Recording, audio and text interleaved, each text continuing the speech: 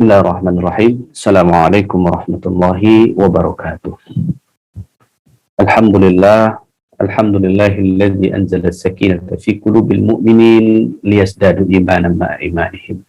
Asyhadu an la ilaha illallah wahdahu la syarikalah wa asyhadu anna Muhammadan abduhu wa rasuluh sallallahu alaihi wasallam la nabiyya ba'd.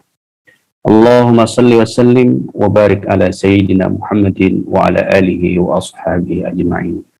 Qala Allah Ta'ala fi kitabihil karim. A'udzu billahi minasy syaithanir rajim. Bismillahirrahmanirrahim. Ya ayyuhalladzina amanu kutiba 'alaikumus syiyam kama kutiba 'alal ladzina min qablikum la'allakum tattaqun. Shadaqallahul azim. Segala kalimat puji dan syukur kepada Allah Subhanahu wa taala. Alhamdulillah, Allah masih melimpahkan rahmat, nikmat, karunia, hidayah dan inayahnya dan kesempatan kepada kita semua sehingga kita bisa bertemu dengan bulan yang amat mulia, yakni bulan Ramadan yang disebut dengan Sayyidus Syuhur. Dan semoga di bulan Ramadan ini kita dapat selalu berubudiyah, fokus beribadah kepada Allah Subhanahu wa taala. Salawat dan salam kepada baginda Rasulullah sallallahu alaihi wasallam. Allahumma salli ala sayyidina Muhammad wa ala alihi wa ashabihi ajma'in, amma ba'du.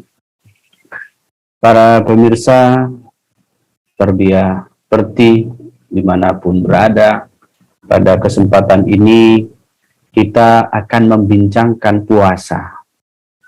Kalau ada yang menyebut bahwa secara keseluruhan ketika kita berpuasa di Ramadan ini diibaratkan dengan berpuasa bersama dengan Rasulullah Sallallahu Alaihi Wasallam. Nah, sebelum masuk kita kepada ranah makna berpuasa bersama baginda Rasulullah Sallallahu Alaihi Wasallam, tentu semuanya adalah kita mengikuti apa yang diajarkan oleh Rasulullah SAW, apa yang dicontohkan oleh Sayyidina Nabi SAW.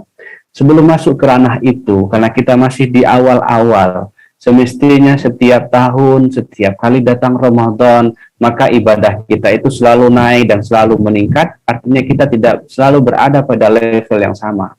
Untuk itu, ada dua ungkapan, ada dua rujukan yang ingin kita sampaikan. Pertama, disampaikan oleh Syekhina Syekh Sulaiman Ar-Rasuli di dalam kitabnya Pedoman Puasa. Beliau di sana membagi bahwa puasa ini ada 3 tingkatan. Yang pertama beliau sebutkan puasa orang awam, yang kedua puasa orang khawas, dan yang ketiga puasa khawasul khawas. Nah, yang pertama ini mesti kita perhatikan bersama. Orang kan masih memposisikan dirinya adalah orang awam. Tahun kemarin awam juga, lalu sekarang awam juga, artinya kita tidak ada namanya peningkatan terhadap ibadah puasa yang kita lakukan. Atau malah kita bangga dengan status keawaman kita, sehingga kita lupa untuk mengupgrade diri. Nah, ketika ada orang yang mau mengupgrade dirinya dari puasa awam pindah ke khawas, lalu kadangkala muncul juga pendapat yang tidak-tidak. Ini mestinya kita clean. Maka Syekh Sulaiman Ar-Rasuli menggambarkan kepada kita bahwa puasa awam, puasa kebanyakan, ya ini puasa kebanyakan ini maksudnya yang dapatnya haus dan lapar saja, lalu tidak bergaul dengan wanita, itu yang dimaksud. Jadi keawaman ini bukanlah diukur dengan seseorang itu tidak sekolah pesantren. Nah, ini mesti diingat untuk kita semua para jemaah. Awam itu bukanlah diukur dengan konteks kepesantrenan atau tidak pesantren. Tapi bagaimana dia untuk beribadah kepada Allah itu, berusaha mendekatkan diri kepada Allah itu.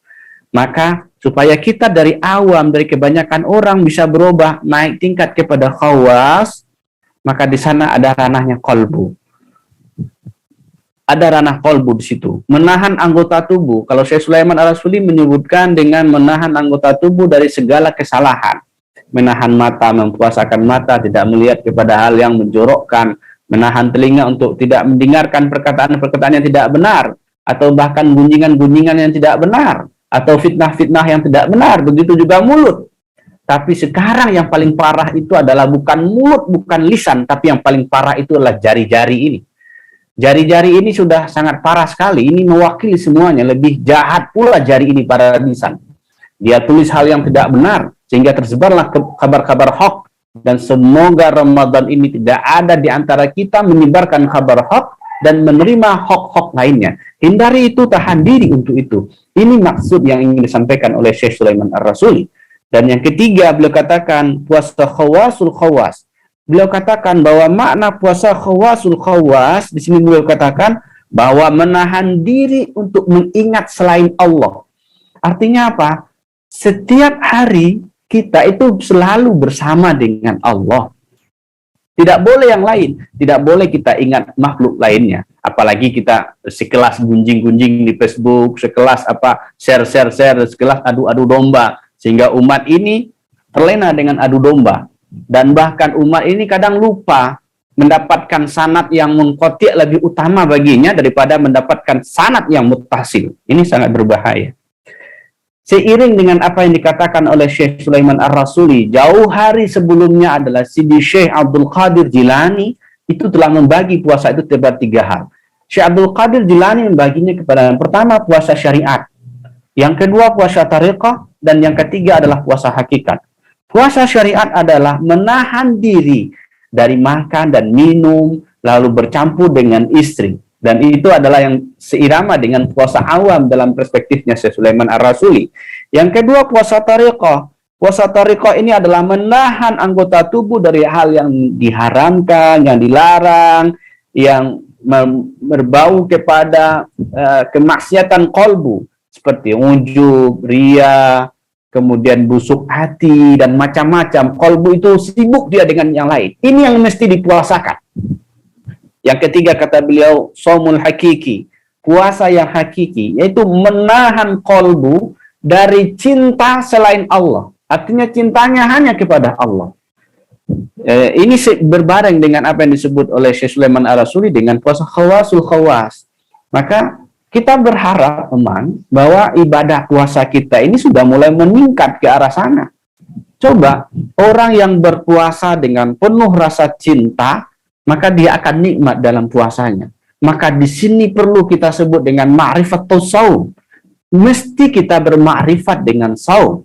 Supaya saum itu bisa kita makrifati dengan sebaik-baik mungkin. Kunci pertamanya adalah bermakrifat kepada Allah. Allah yang memberikan perintah untuk saum. Maka puasa ini jadikan pintu untuk bermakrifat kepada Allah Subhanahu wa Ta'ala.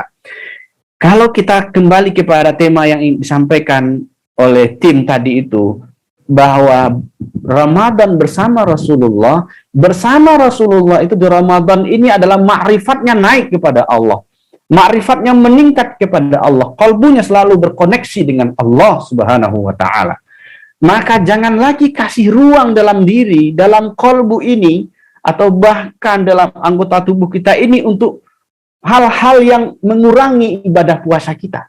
Apalagi hanya tetek bengek persoalan media sosial yang hari ini orang masih gandrung dengan dunia sosial itu, yang hanya mendapatkan kabar-kabar hoax sehingga umat menjadi ragu, umat menjadi pecah belah, dan bahkan hari ini banyak orang yang sedang menyudutkan sosok-sosok ustadz hari ini yang tidak seirama dengannya. Ini kan perilaku iblis seperti ini. Ini yang mesti kita hindari. Kita puasa itu menahan kalbu, menahan diri kita, supaya kita bisa koneksi dengan Allah yang maha kita cintai itu. Kalau kita gambarkan bagaimana Rasulullah itu Shallallahu Alaihi Wasallam di bulan Ramadan. Dia di bulan Ramadan itu menyibukkan dirinya dengan segala aktivitas ibadah. Semuanya aktivitas ibadah, mulai dari terbit fajar sampai terbenam matahari. Aktivitasnya mulai dari membaca Quran, mulai dari bersedekah, berselawat, berzikir. Nah, ini yang paling penting itu, selawat dan zikir ini paling penting. Sangat penting. Terutama bagi kita orang tarbiyah Islamiyah, seperti yang hari ini sudah, yang tua-tua yang diberikan kesempatan oleh Allah untuk suluk di surau-surau suluk, hari ini mereka itu sedang mengasah kolbunya untuk mengingat Allah.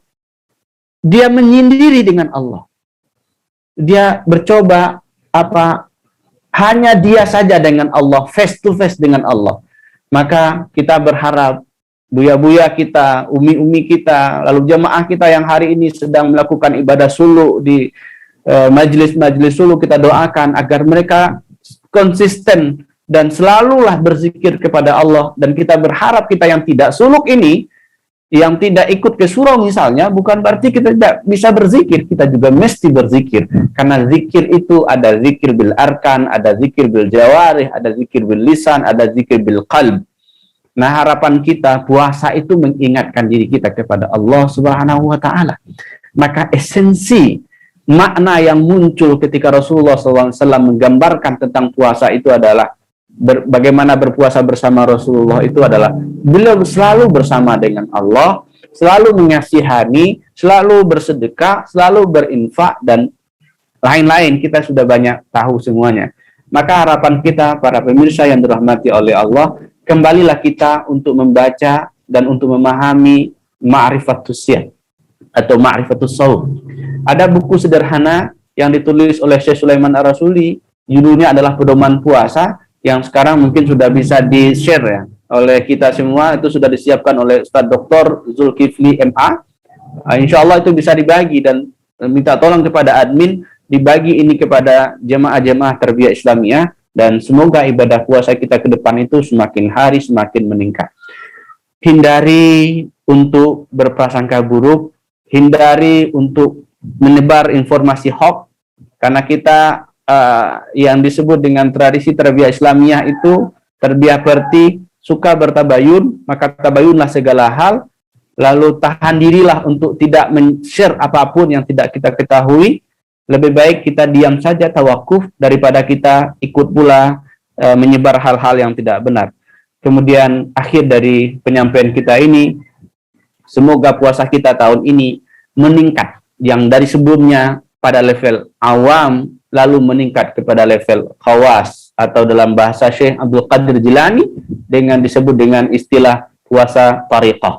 Kemudian jika tahun lalu kita berada pada posisi tariqah, kita naikkan sekarang kepada posisi al-haqiqah, atau dalam bahasa Syekh Sulaiman Ar-Rasuli disebut dengan puasa khawasul khawas. Semoga kita semua menjadi hamba-hamba yang dicintai oleh Allah, menjadi hamba-hamba yang selalu dibimbing bagaimana mengikuti sunnah Rasulullah SAW, dan menikmati Ramadan, satu Ramadan penuh pada bulan ini.